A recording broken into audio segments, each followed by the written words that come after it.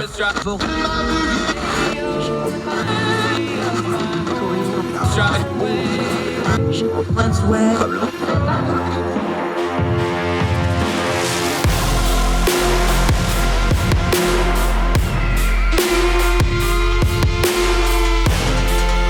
host, Andrew Donaldson. This is Heard Tell. Welcome back to Heard Tell. I'm Andrew Donaldson. Thank you so much for giving us the most precious thing you have, your time, as we do what we do here every time you deign to join us. We try to turn down the noise of the news cycle, get to the information we need to discern the times we live in. There's a lot of loud stuff going on that we need to figure out today. Let's start overseas and from the Department of Redundancy Department. Someday, I hope I will live to see that the country I love so much, the United States of America, and its leadership learn that we should not be in business with the House of Saud and the Saudi Arabia and the Saudis. But that day is apparently not today or anytime soon, and I know that. We're not children here. We understand there's geopolitical forces in the world. There's some things like we take Saudi as a lesser of two evils against Iran. We see that the Saudis are also a very rich country, but let's be honest here. Mostly it has to do with oil. The top 5 oil producing countries in the world are the United States, Saudi Arabia, Russia, Canada, China, Iraq, AEU, Brazil. You can go on down the list. The rest of them shuffle out. But the big 3 are us, Saudi Arabia, and Russia. Well, Saudi Arabia and Russia, under the guise of OPEC, have just decided to give the Biden administration, it's not a full-blown FU, but it's really, really close under the circumstances. Let's talk about those circumstances real quick. We'll go to the Washington Post. A coalition of oil-producing nations led by Russia and Saudi Arabia announced Wednesday it will slash oil production by 2 million barrels per day in a rebuke to President Biden that could push gas prices worldwide, worsen the risk of global recession, and bolster Russia in its war in Ukraine. The move, organized by the Organization of Petroleum Exporting Countries, OPEC, and its partners, prompted a blistering reaction from the White House officials and reverberated almost immediately through domestic and global financial markets, threatening higher energy costs for the United States and European countries already grappling with inflation and economic instability. The cut to production also amplifies geopolitical tensions at a precarious moment for the world's major powers. Biden administration officials had launched an extraordinary effort to press Saudi Arabia to produce more oil to compensate for the global shortages caused by Russia's invasion of Ukraine, with the president personally visiting Saudi leaders in a trip to Jeddah. With this move, Saudi Arabia has rejected those entities, at least in part, leaving senior White House officials contemplating their next step and publicly hinting at unprecedented measures to undercut the Gulf nation's grip on energy markets. We should have done that for years ago, but back to this piece for just a second. Hold that thought. Russia will benefit from the cut because lower production will increase the price of oil, helping Moscow finance its war effort in Ukraine, and it could further test Europe's resolve to support Ukraine ahead of what economists project will be a sharp slowdown in economic growth through the continent. American consumers could also be strained by higher gas prices, which, by the way, after declining for a while, have started to tick up just a little bit. American consumers were determined that lower gas costs ahead of the 2020 midterm elections is a Biden administration priority. This would be the first time the group cut oil production targets since the beginning of the pandemic, and it's more aggressive than many analysts had expected even a few days ago. The OPEC Plus coalition, which is led by crude oil giant Saudi Arabia, said the cut in production would take effect in November. OPEC Plus said that the move was necessary to stabilize the recent fall in global energy prices.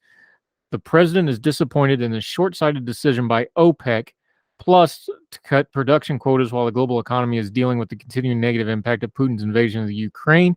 U.S. National Security Advisor Jake Sullivan said in a statement. The statement added that the administration will consult with Congress, that'll fix it, on additional mechanisms to, quote, reduce OPEC's control over energy prices, suggesting the U.S. policymakers could be interested in repealing longstanding exemptions to federal antitrust law that allows the consortium to effectively coordinate on prices. If executed, that move would in turn elicit fierce pushback from Saudi Arabia and its allies. Analysts say this clearly portends the potential for higher oil prices, reinforcing recessionary forces in the global economy and heightening risk for global financial instability, said Mark Sobel, former senior Treasury Department officials. Let's just stop right here for a second. This was all avoidable. America is the biggest producer of oil on the planet, and we have the potential to outproduce Saudi Arabia and Russia combined if we just chose to. We have chosen not to for political reasons. That's it. It's that simple. I understand people want to talk about the environment. They want to talk about fossil fuels, and they want to talk about a green future.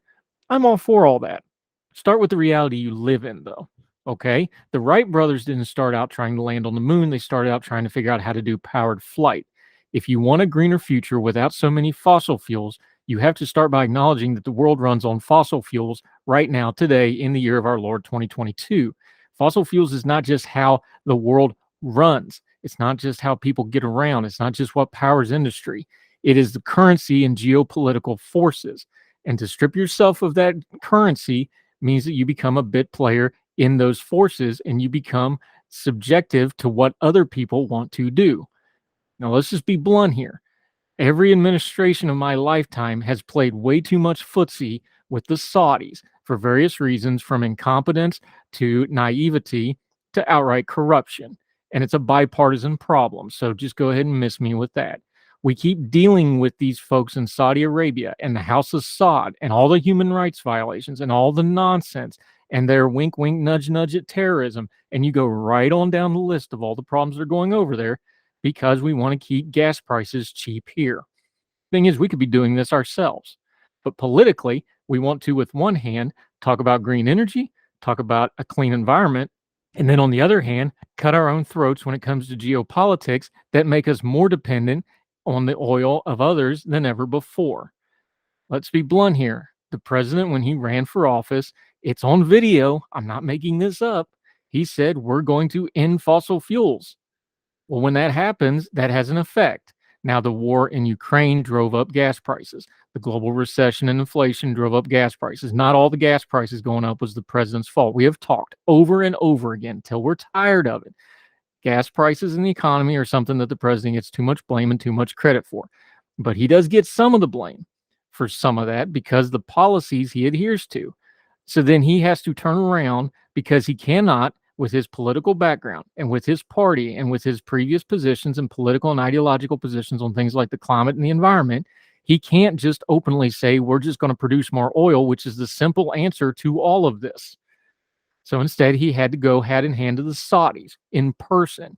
And now they have publicly embarrassed him on the world stage. There's no other way to put that. They did this on purpose. And they put a little extra stank on the back end of it.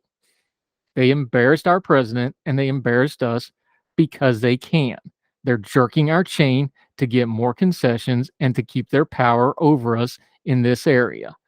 And it's a problem for the Ukrainian people who are fighting Russia. It's a life and death problem. For us, it's an inconvenience because it means the gas prices go up, and that becomes a political problem because it's an election season. And gas prices translate to politics, one of the few environmental things that does. But it was all avoidable, President Biden. It was all avoidable, President Trump. It was all avoidable, President Obama, and you can go right on back down the line. If you want a cleaner environment, the fastest way to do that is get an energy independent America who doesn't have to deal with these untoward actors in other parts of the world. And then we can accelerate and put that effort and that money and that technology into transitioning as we go along. We can do it in peace and we can do it in prosperity. That's the only way it's going to happen. Because otherwise, we're going to end up keep running back and forth to the Saudis and others, hat in hand, trying to control something that we should have been controlling ourselves all along. And their human rights violations get excused by it. Russia's using it to actually invade other countries and prop up the Putin regime and all the nonsense and terrible things he's doing. It's currency, folks. You have to be grown adults about this stuff. I'm all for having a greener future, but it's still in the future. The greener future is going to cost a lot of money and a lot of research and a lot of technology. You want to fund that research and technology? We're not going to fund it by having to pay the Saudis for gas and oil. We can do it ourselves. And that may be a temporarily bitter pill to swallow to our environmentalist friends. I understand that. I get it. But it may be a better pill than what we're doing right now. where we're continuing to be embroiled with these Middle Eastern countries and empowering countries like Russia who shouldn't have any power over us at all. You're going to have to pick one or the other, folks. And our politicians, like President Biden, being duplicitous on us, is doing real damage to not only the economy, but national security. That's just the truth of it. We need to realize that. Otherwise, we're going to be doomed to repeat this over and over again. That's why this segment I opened it, Department of Redundancy Department, because here we go again. More Hertel right after this.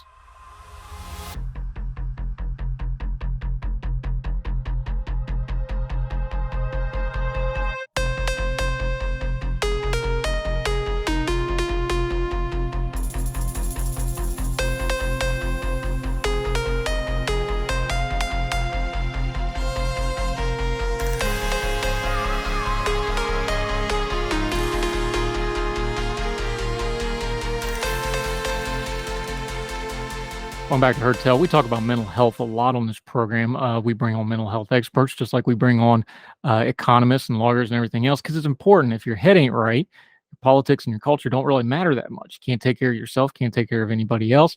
I'm a mental health patient. I see people at the VA. Everybody that needs some help should go get it. This caught my attention. This is from the Fayetteville Observer. That's Fayetteville, North Carolina. Was sent to me. Fayetteville mental health professionals hope a new inpatient unit at the Cape Fear Medical Center will help adolescents who face issues made worse by the COVID-19 pandemic and other issues. Dr. Sri Jadapella, a child and adolescent psychiatrist at Cape Fear Valley Medical Center, said the demand for child and adolescent mental health care has become exacerbated since the start of the pandemic. Before the pandemic, she said she saw about 5 kids a week. But now she treats anywhere from 5 to 15 children a day. Remember, this is an inpatient facility. So these are the people that really need the most and intensive help. In October, a national state of emergency in children's mental health was issued by the American Academy of Pediatrics, the American Academy of Child and Adolescent Psychiatry, and the Children's Hospital Association. 2 months later, the U.S. Surgeon General issued an advisory on mental health crisis. That's October this year, and then the spring is when this all happened. The number one diagnosis is going to be major depression and mood disorders. They said depression can be caused by various things, including genetic disorders or past trauma. And when a child suffers, the whole family suffers, Dr. Jadapala said. One symptom of anxiety or depression in children and adolescents is when they stop being able to participate in everyday activities, such as going to school. Traumatic events such as death, bullying, domestic abuse, and or sexual assault can all cause mental health issues. The inpatient unit, staffed by psychiatrists, psychotherapists, and recreational therapists, helps children develop through positive self-affirmation, therapy, and medication if necessary. On the average, there are 5 children and 10 employees on site at any given time. The adolescent unit can house 16 at a time, and they expect it to stay full at all times. We need to not blow off things when we see it in the news about the mental health of our children. People have been laughing about things like mental health days at colleges and high schools. Don't laugh that stuff off. This current generation's been going through a lot. Not the least of which, remember, they got to deal with us, the adults, their parents, their grandparents, their aunts and uncles, just the adults in their lives. We're not exactly lighting the world on fire on how we take care of ourselves and the world we're leaving them. So we need to give a whole lot of grace to the generation coming behind us. And we need to make sure they have these resources. Now, I've been doing some research on this on my own for various reasons. I'm shocked at what I find. When you combine it with the issues in the child protective system nationwide, but especially in poor and disaffected areas where it's completely dysfunctional.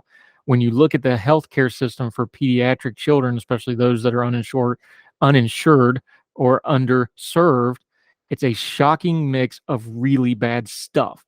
And then you start putting the adult mental health crisis on top of it. That would be their parents and the other adults that are supposed to care for them. A lot of these kids don't have a chance in the world. We need to look at giving these resources to children, because as expensive as it is to help our children with things like mental health, it's going to be a lot more expensive doing it for 30 or 40 years of caring for them as adults if we don't help them now. This is something we don't talk about enough. This is something we don't do enough policy towards. It's going to be, there's no way around the expense of this. There's no way around the sticky and icky medical and ethical and policy questions about it. But we better start talking about it, because childhood is pretty relatively short. Adulthood is really, really long. And these are the next generation of voters, of workers, of citizens, of our friends and family members. 5 or 6 years of treatment at this age is exorbitantly expensive. 40 or 50 years of life without proper care when they were children could be something nobody can afford. More Heard Tell right after this. I drop bombs here.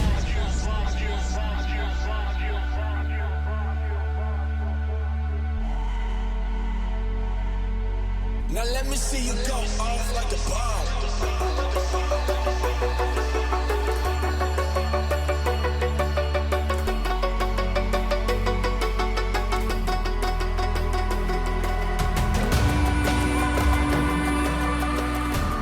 Welcome back to Heard Tell. We just got done having fun with technology with our friend Kir Nuthi, and it was all behind the scenes stuff, so that's why we're laughing. Great to have her with us. Going to talk a little bit about the UK. Been a while since we've had you. How are you, ma'am? Great to have you back.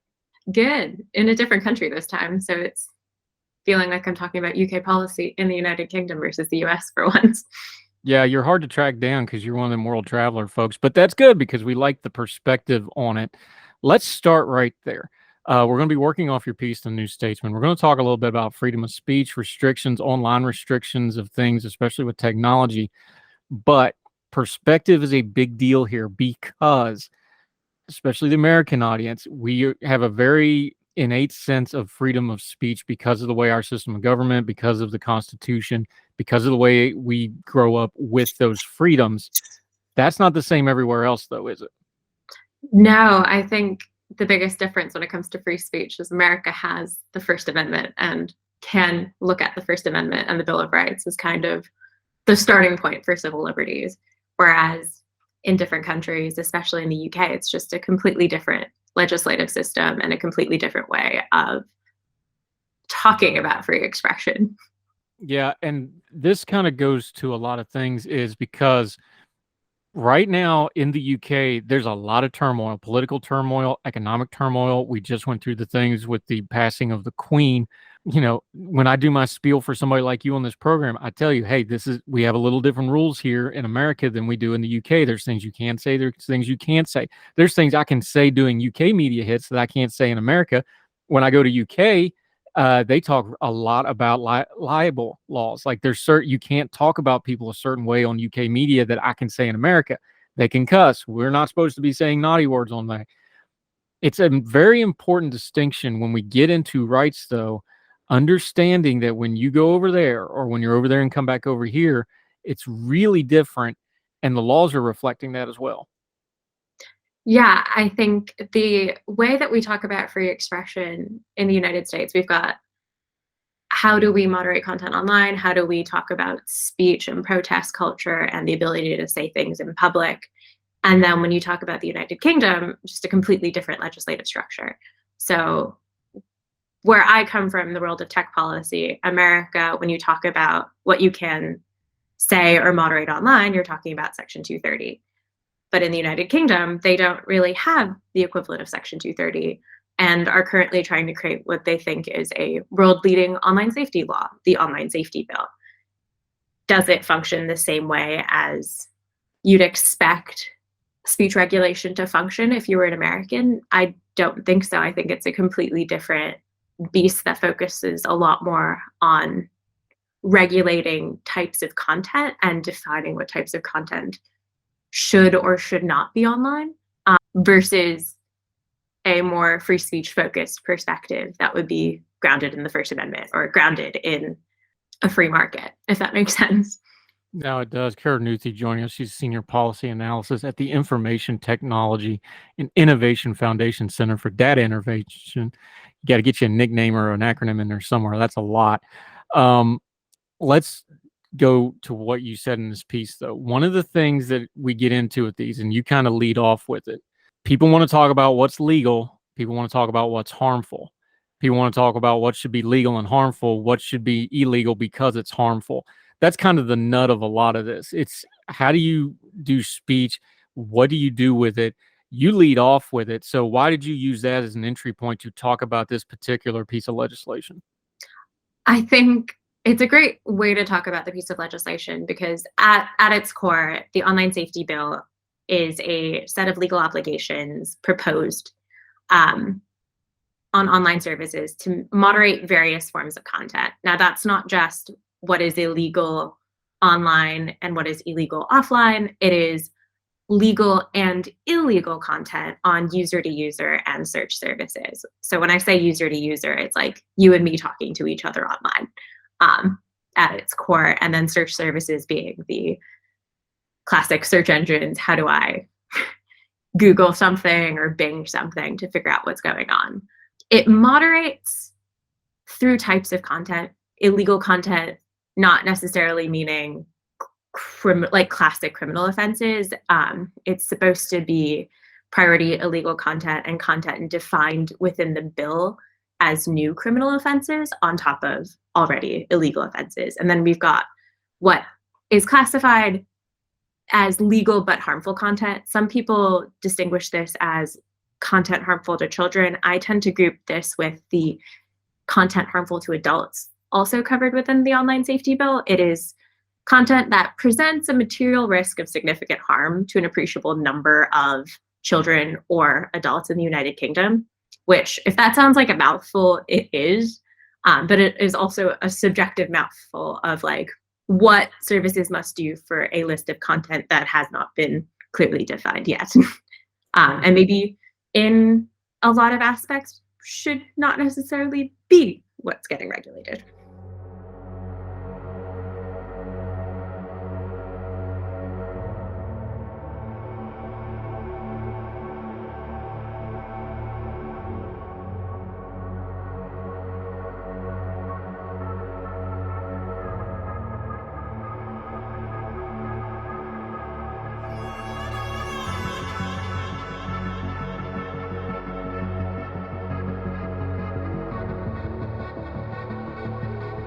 Yeah, Kir Nuthi joining us.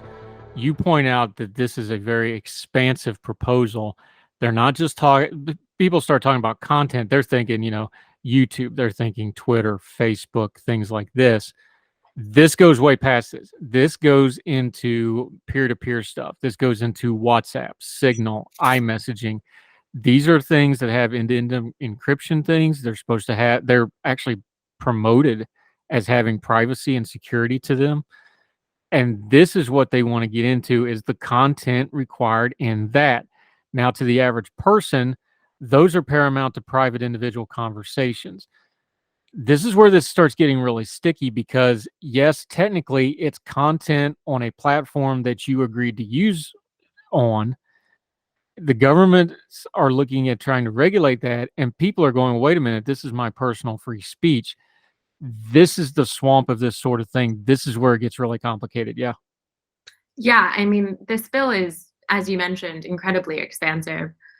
When you think about online content moderation or like online regulation of free speech, I think the classic things that pop up, at least in my head, are social media. So like, where do I post online to my friends and my followers what I'm doing or what my dog's been doing that day? But the online safety bill goes beyond that. It is covering user-to-user services that include traditional social media, traditional forums, but also something that I find incredibly worrying that's being covered, over-the-top messaging platforms. So these are platforms that don't necessarily need your phone number to work, but work over the internet to send messages. It's your classic Signal, WhatsApp, those messengers that you download onto your phone after you've gotten your smartphone to talk to your friends. A lot of these platforms use end-to-end encryption to make sure that only the users who are communicating with each other can read the contents. So if I was to message you, only I and you could read the content, not the service, not some random person on the internet. Maybe somebody looking over our shoulder could read it, but like that would be incredibly unlikely. And also I'd be worried if our friends were doing that. But covering that sort of content increases the privacy risks and increases privacy vulnerabilities in the space, because it's essentially not compelling, but de facto compelling, like incentivizing online services to weaken their protections and to remove the privacy safeguards we've come to expect on these services, because it needs to now follow this incredibly expansive platform regulation regime that's called the Online Safety Bill. Yeah, Kir Nuthi joining us. I'm noticing a pattern here, whether it's this online safety bill in the UK, Some of the regulatory measures in the U.S., the Supreme Court's getting ready to look at the 230 in a very, people are losing their minds, but it's a very narrow scope involving terrorism overseas. So I think that'll be a little more narrow, but there's going to be more cases behind that. I'm noticing a trend here. Tell me if I'm wrong. When it comes to those content, let's just take something like a WhatsApp or something like that, end-to-end encryption, private messages, because that feels more personal to people. When it comes to that, though, these bills, we know these companies are content companies. The old saying, if it's free, you're the product, right? So these are information companies. They scan this stuff for the information. They want your personal information to sell off to other people. They want those demographic numbers. However, when it comes to this legislation, they always seem to want to lean towards putting the burden, and these are legal standards, so let's just use a legal term. They seem to want to put the burden on the individual users instead of putting some regulation on the companies that are using these for data collections. To me, it would seem like better legislation would be the company end of this instead of punishing and going after the individual rights of the users. That looks like a trend, so that looks like that's purposeful to me. Do you see it differently? I think it's a very hard square to circle.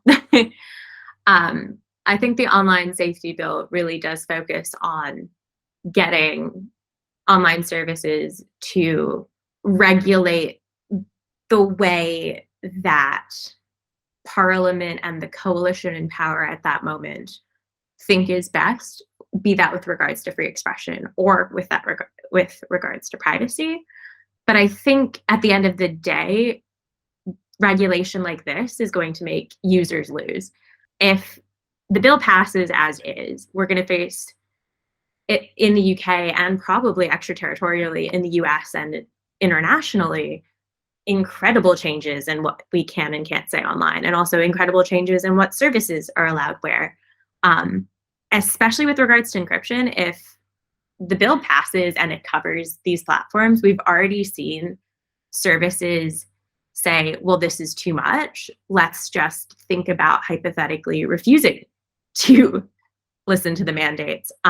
Will Cathcart of WhatsApp came out publicly saying that WhatsApp's got an amazing track record balancing online safety and public desire. So he wants to make sure that his company and what he is head of does not kowtow to the mandates within the online safety bill. That to me sounds like if services are forced to give up these security protections, they might just give up the United Kingdom, which at the end of the day might not hurt a very large business, but will hurt users within the UK more.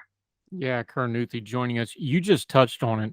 I think an important piece of this is understanding the UK's role in the world with things like this. Outside of the United States, this is the English-speaking center of business, of commerce.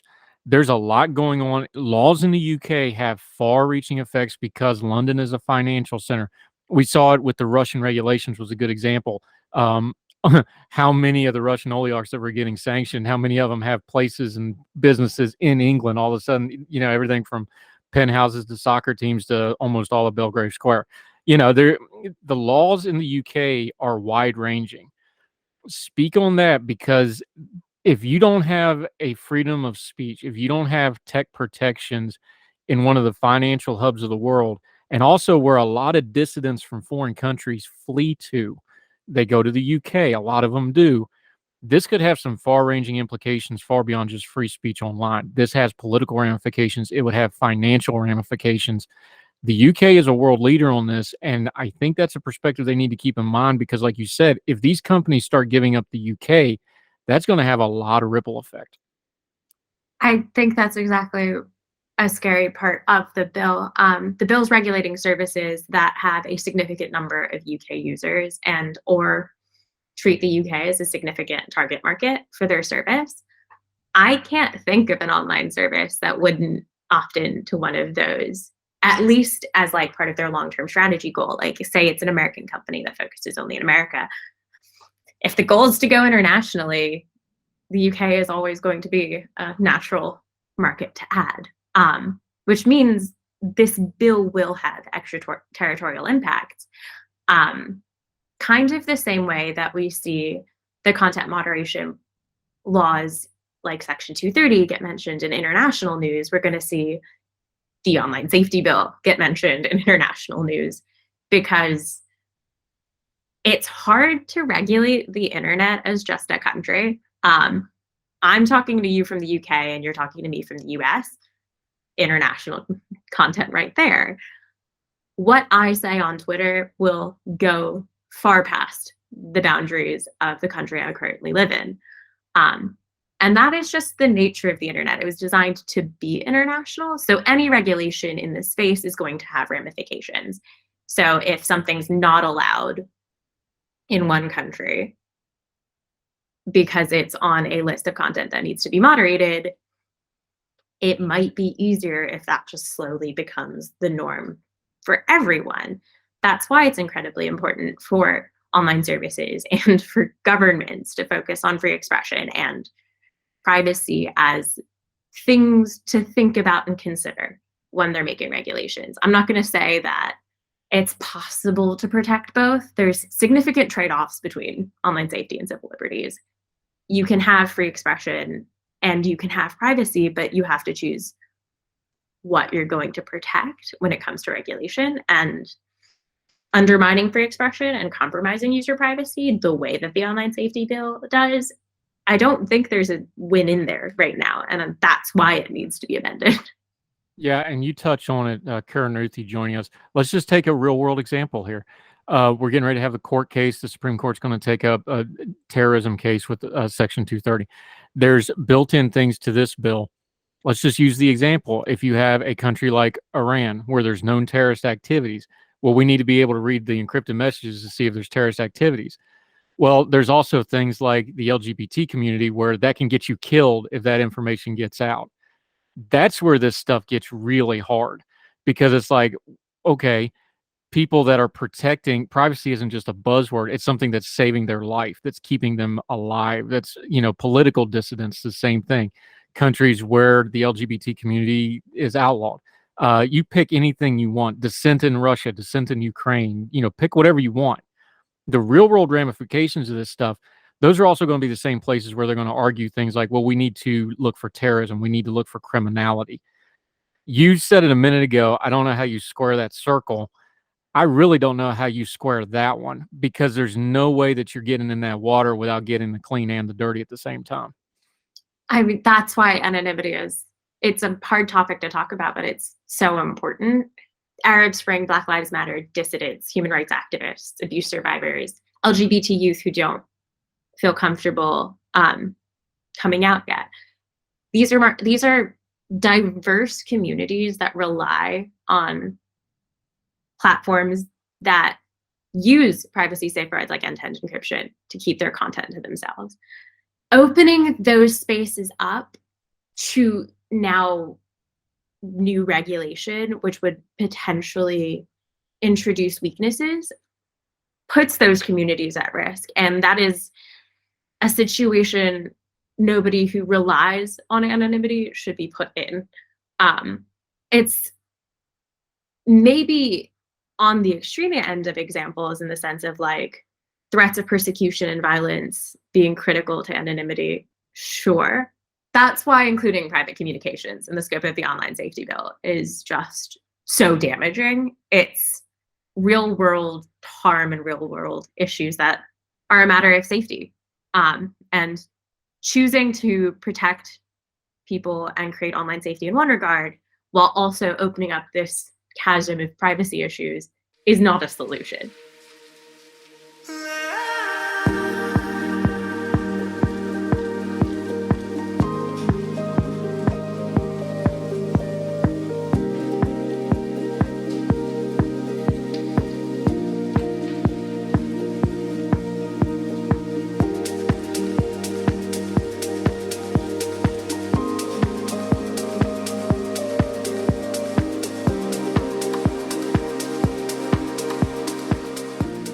Kir Nuthi joining us. Let's zoom back out for a second. Just the overall state of things like rights and free speech in the UK right now. Of course, there's the possibly apocryphal famous quote of, if you're in England, you're free. You can be a villain in England, but you can't be a slave.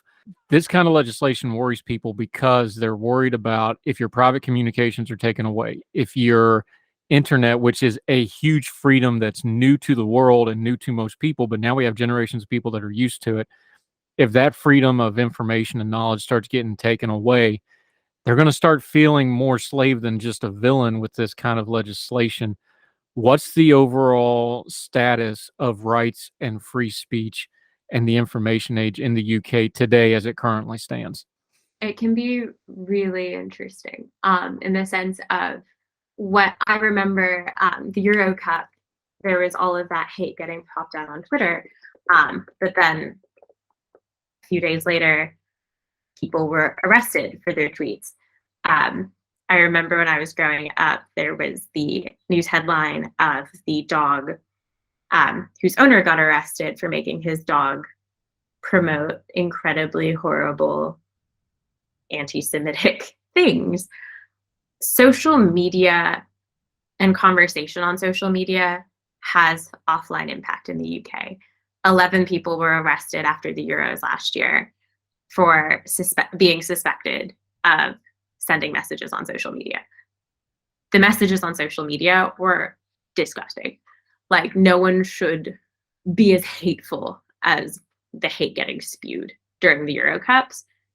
But also, people got arrested for what they said online in a way that I, as an American, can't think of a direct parallel of a sporting event leading to arrests because of social media speech. Yeah, I've talked about it before because obviously America has its problems with things like race and hatred and prejudice and bigotry and these things.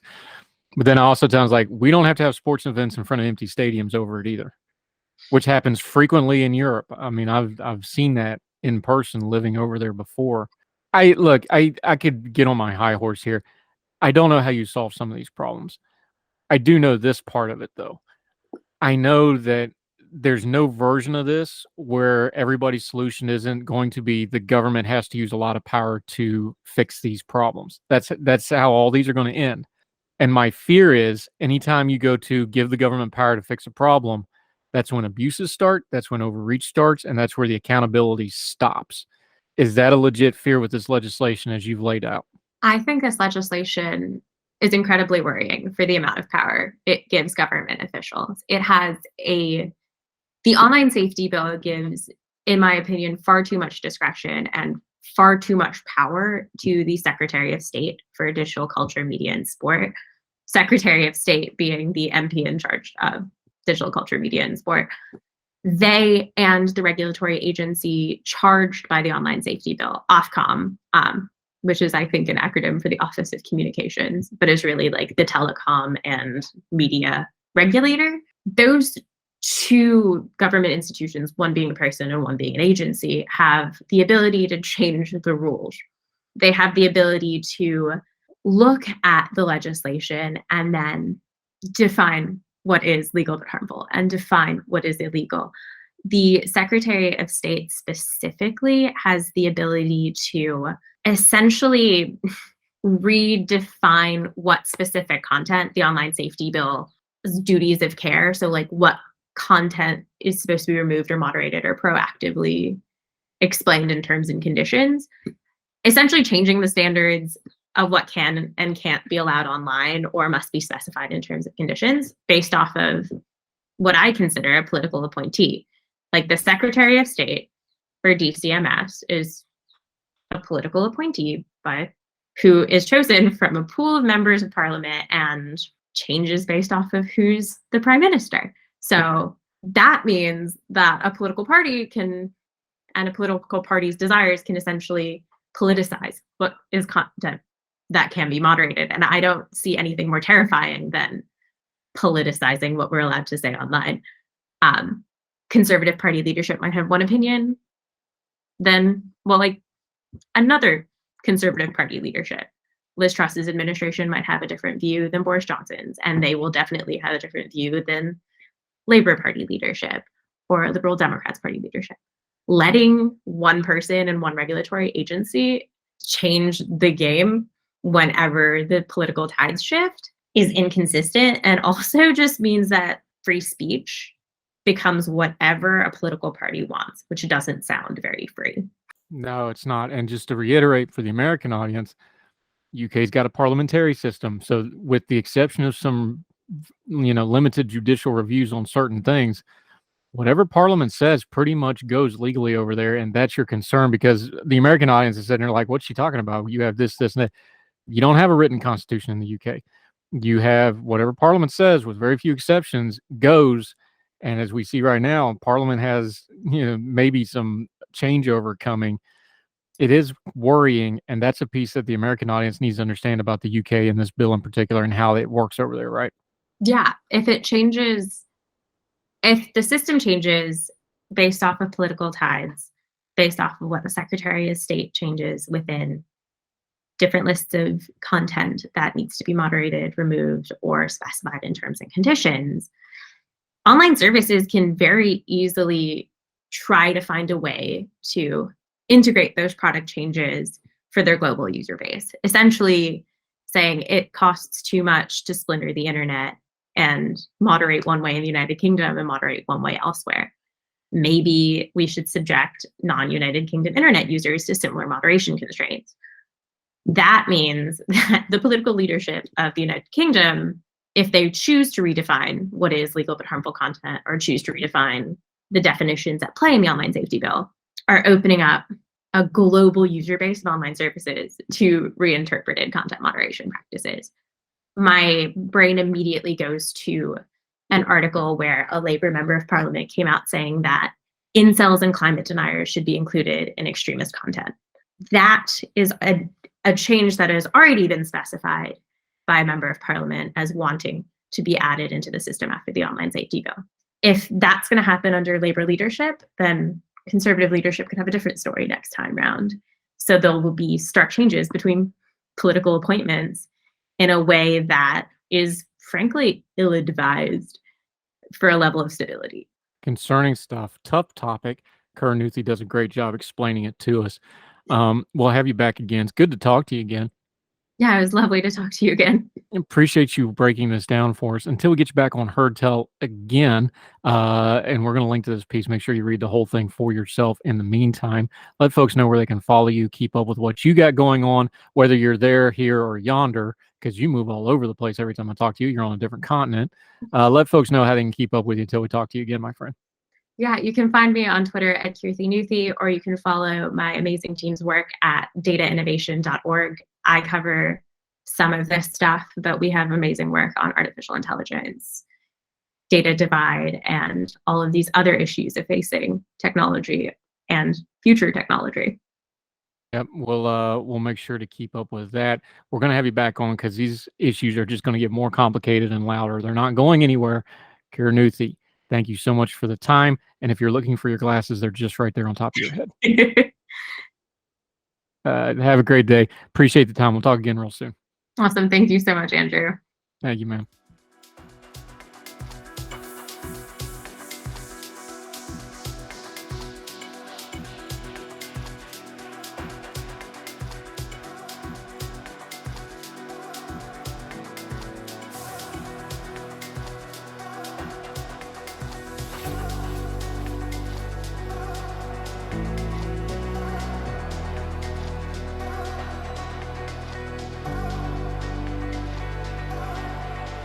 Welcome back to Heard Tell. We usually try to end on an uplifting note. This one's kind of sad, but it's one of the most uplifting videos that has ever been on the internet or anywhere else for that matter. Have you ever seen the clip of the runner who tore his hamstring running? It's from 1992 at the Olympic Games. And his father runs on the track, puts his arm around him and helps him finish the race. He's weeping in his arms. The father's telling him to keep going. The father threatens the officials to try to step in like, no, I got him, get away, and swats him away. It's a beautiful human moment. It's one of the great moments in sports. A father, a son. It's universal. Courage, stick-to-itiveness, encouraging.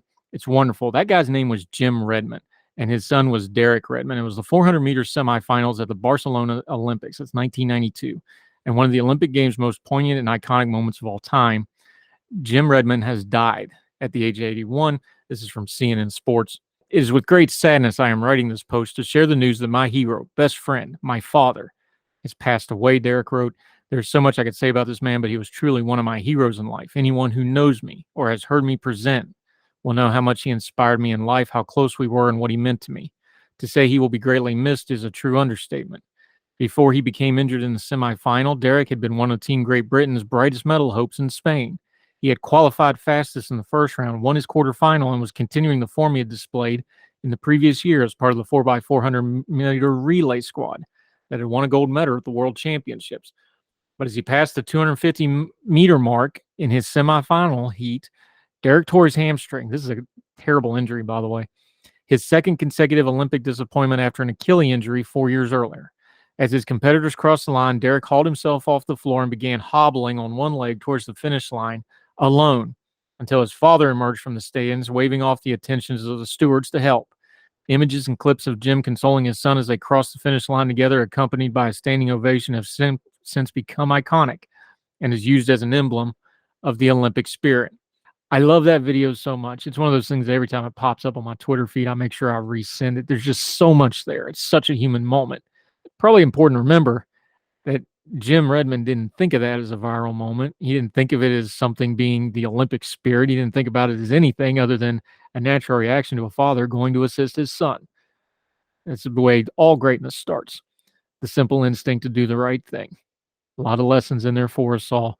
Share that video if you see it and have a thought for the Redmond family. A great man has passed, and we should honor him. That'll do it for Heard Tell today. Thank you so much for joining us. We'd love to hear from you. We do whole segments, whole things off your recommendations. For example, people have been asking us some questions about exploitation, especially in TV. The Dahmer series on Netflix, the Blonde Marilyn Monroe movie. We've actually already recorded that podcast on the Marilyn Monroe movie. That'll be out this weekend. And we're going to do a series on things that are exploitive with some of our regulars and some new faces too. That came from a suggestion from y'all. So let's have them at HeardTellShow on the gmail.com. If you want to email us, HeardTellShow on the Twitter. You can DM us and or reply to any of the media that we put out. Also, anywhere, however you're watching or listening to this program, whether it's iTunes, Spotify, YouTube, Big Talker, our radio partners Facebook page, however you're watching, make sure you send a thank you on there. You can do a rating, a comment, leave us a message on those. We usually see those as well. Also lets other people know our program is worth checking out. We'd sure appreciate it because this is the only advertising we do, our social media and your word of mouth. And that's how this program has grown exponentially. And it's all because of you. We're going to keep doing it as long as you keep watching and listening. So until we see you again next time, however we see you, however you're taking in Heard Tell, and wherever you are, across the street or around the world, we hope you're well. We hope you are well fed. And we can't wait to see you again right back here for more Heard Tell. All the music on Heard Tell is provided under a Creative Content license from monstercat.com.